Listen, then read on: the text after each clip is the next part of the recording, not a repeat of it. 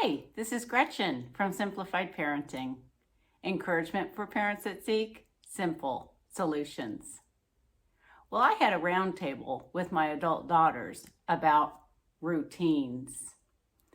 And I think our conversation is going to be really helpful to you.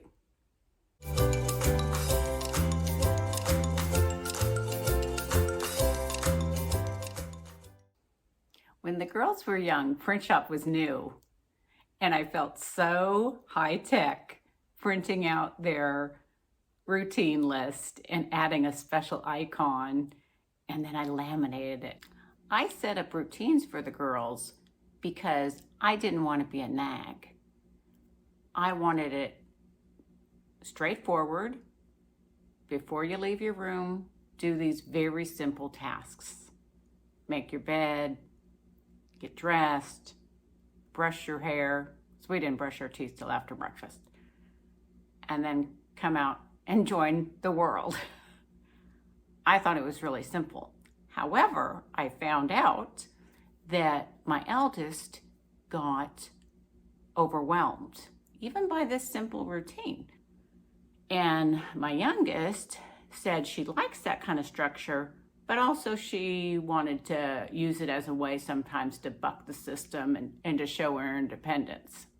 So what I thought was setting up something that was going to help the family have a smooth morning, it totally backfired. And it's hilarious that I find this out, when my children are 36 and 32.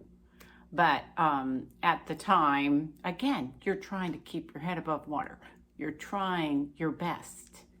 My first suggestion is invest in learning about your child's learning style. There are lots of resources out there. These are the books that I recommend that I did read later on in my children's lives. This is In Their Own Way by Dr. Thomas Armstrong. That was a really helpful book for me. And here's another, The Way They Learn, How to Discover and Teach Your Child's Strengths by Cynthia Ulrich Tobias.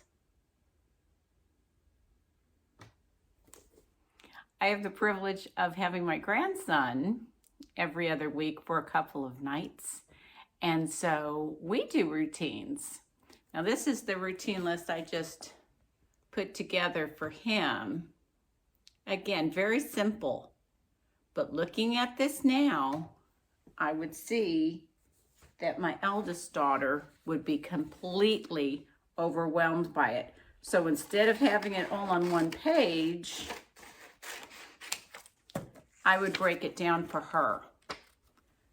The before mentioned laminated list was generic. It was for both the girls. They shared a room and it was just on their bathroom counter. But I now know, after the discussion with my daughters, that I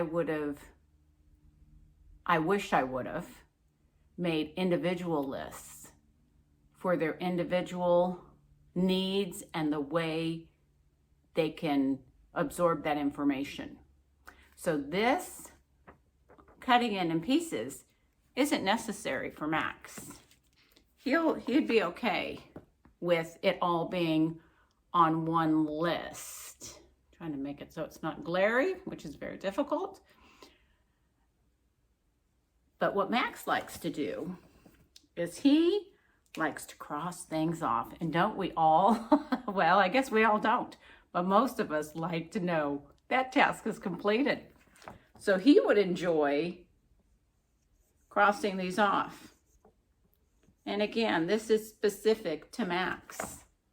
His 2 items before he leaves the room, I would like him to please go to the toilet because he's a little boy and he might forget to empty his bladder and just get busy in his day. So that when you're awake, first thing you need to do is head to the bathroom.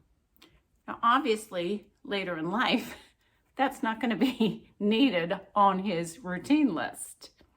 You adapt it to the child how they can absorb that information, and what's relevant to where they are in life. And to make his bed. He has a buzz cut, so he doesn't need to brush his hair. And he schools from home, so he doesn't need to even get dressed. At home he might get dressed, but when he's with Gigi and Jipu, he can be in his jammies, his comfy clothes, till we get ready for the day of going out. So those are the only two things I need from him, the basic things I'd like him to do before leaving the room and starting his day. For your non-reading children, you'll want to use visuals. You'll want to have icons or symbols for them to, again, independently. The whole point of a routine is to establish good habits, but also to establish independence, to get you out of the picture, to make it so you're not nagging. And lastly, and maybe this should have been the first thing I mentioned, is that you want to make sure your child understands the expectation level of everything on their routine list. When Max first started making his bed, he had been watching me do it. There's a resource that I have, and I wish I knew where it came from, but it's basically what I'm sharing with you now. I just don't know the source. But they suggested that first your child observes you do the task. So Max has watched me put the pillow up at the top, put his babies on there, and then have the sheet tidy. Not so you can bounce a coin off of it, but just presentable. And he watched me do that. And then I watched him do that. That's the second step. You observe them do that. And then the third step is that you release it. Then the child understands the expectation and follows through. If this was helpful to you, to God be the glory. I'll be praying for you, and I look forward to seeing you next time. Bye for now.